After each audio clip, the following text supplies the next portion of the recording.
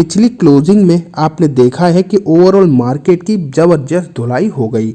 पिछले 2-3 दिनों से मार्केट में थोड़ी वीकनेस ही देखने को मिल रही है और इसी का असर है कि ओवरऑल आपको ज़्यादातर सभी सेक्टर्स में इस तरीके की वीकनेस देखने को मिल रही है। स्पेशली बैंकिंग सेक्टर में कल भी बैंकिंग सेक्टर लगभग 1% के आसपास डाउन आपको देखने को मिला, जिसके चलते यस बैंक में भी अच्छी खासी आपको गिरावट देखने को मिली। आपके सामने यस बैंक का चार्ट है, आप यहाँ पर देख पा रहे हैं लगभग 13.20 रुपीज़ इसकी प्राइस आपको देखने को मिल रही है। बात करें गिरावट की तो लगभग जितनी निफ्टी बैंक में गिरावट आपको देखने को मिली तो उसी के ही हेरफेर में आपको लगभग 0.75% की गिरावट आपको यस बैंक में भी देखने को मिली। ओपन हुआ था शेयर 13 रुपये 40 पैसे का, हाई बनाया 45 पैसे का, मतलब तुरंत ही हाई बना लिया था थोड़ा सा ऊपर ही, और लो बनाया था 13.15 का। दोस्तों जो क्लोजिंग हुई है उसकी अपने लोएस्ट के आसपास ही हुई है। आपने अक्सर ही ये चीज़ देखी होगी कि यस बैंक जब खुलता है तो थोड़ा तेजी में खुलता है, लेकिन जब बंद होता है तो उसकी जो क्लोजिंग प्राइस आपको देखने को मिलती है वो उसकी इंट्राडे की लोएस्ट प्राइस के आसपास ही देखने को मिलती है। अक्सर यही देखा गया है।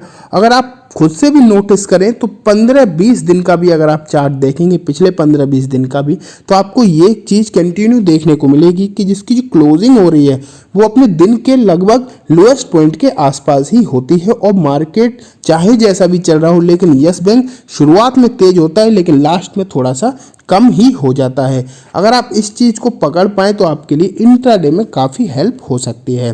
खैर हम आगे बढ़ते हैं। फिलहाल मैं आपको दिखाऊं पिछले दिन किस तरीके का इसमें कारोबार हुआ है। तो आप देखिए लगभग 8.5 करोड़ के आसपास का वॉल्यूम उठाया गया था, जिसमें कि लगभग 42% के आसपास की डिलीवरी उठाई गई।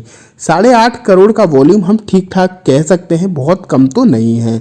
पिछले कुछ दिनों की अगर हम बात करें तो आपके सामने वॉल्यूम डिलीवरी चार्ट है, आप यहाँ पर देखिए वॉल्यूम भी कम ज़्यादा हो ही रहा है, लेकिन आपको ये डिलीवरी देखने को मिल रही है वो 40% के आसपास की अगर हम माने तो मान सकते हैं।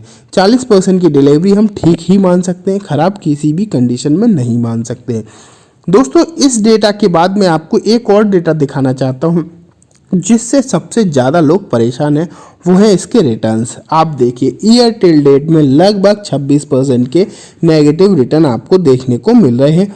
एक हफ्ते में लगभग 1% के नेगेटिव रिटर्न है, एक महीने में लगभग 10% के, 3 महीने में लगभग 19% के नेगेटिव रिटर्न। मतलब ओवरऑल अगर आप 3 साल से लेके आज तक के रिटर्न देखेंगे तो आपको लाल निशान में ही रिटर्न देखने को मिल रहे हैं।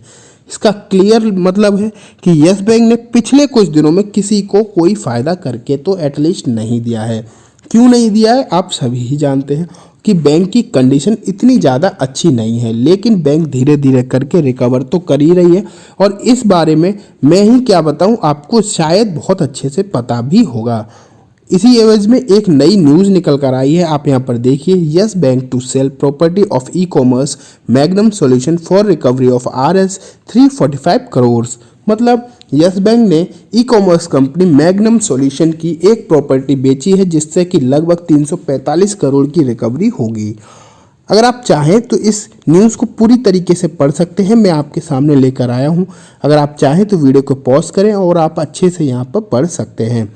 दोस्तों मैं आपको बता दूं, इस तरीके के जो इमूवेबल एसेट्स होते हैं वो जब बैंक के पास उनके पेपर्स होते हैं तो अगर कोई भी कंपनी डिफ़ॉल्ट करती है तो बैंक उसे बेच सकती है। तो वही आपको यस बैंक में भी देखने को मिल रहा है। यस बैंक धीरे धीरे करके बहुत सारी प्रॉपर्टी बेच चुका है अपनी रिकवरी के लिए, लेकिन ये काम पहले नहीं हो पा रहे थे, अब ये ज़्यादा काम हो रहे हैं क्योंकि अब यस बैंक के ऊपर सरकार का हाथ है, SBI का हाथ है और RBI का हाथ है। तो ये सभी लोग यही चाहते हैं कि यस बैंक हो या फिर कोई भी दूसरी बैंक हो, कोई भी डिफ़ॉल्ट नहीं होनी, बर्बाद नहीं होनी चाहिए। तो फिलहाल यस बैंक की कंडीशन ज़्यादा ख़राब है, तो सभी सरकारी एजेंसीज चाहे वो CBI हो या फिर ED हो, सभी यस बैंक का सपोर्ट कर रहे हैं। और इस तरीके की जो भी इमूवेबल एसेट्स यस बैंक के पास गिरवी रखे हुए हैं दूसरी कंपनीज के, जिन्होंने इससे लोन ले रखा है और अब वो वापस नहीं कर पा रहे, तो गवर्नमेंट इन्हें पूरी छूट दे रही है कि वो जल्दी से जल्दी बेचें, सभी प्रॉपर्टी बेचें और ज़्यादा से ज़्यादा अपनी रिकवरी कर पाएँ। तो आपको यही देखने को मिल रहा है।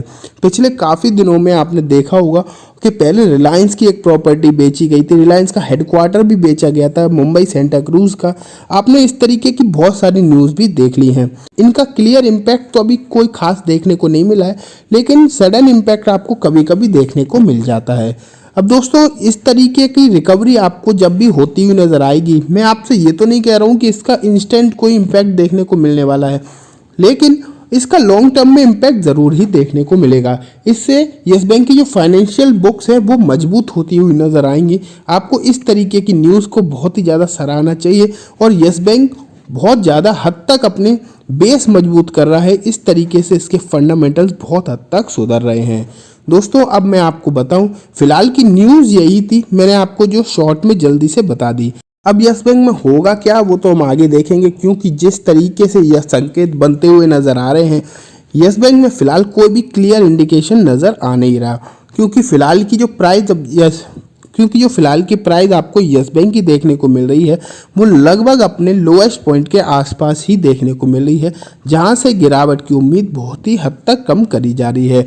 लेकिन अगर ओवरऑल मार्केट डाउन जाता है तो फिर तो चाहे यस बैंक हो या फिर कोई फंडामेंटल स्ट्रॉन्ग शेयर क्यों ना हो, सभी नीचे गिर जाते हैं।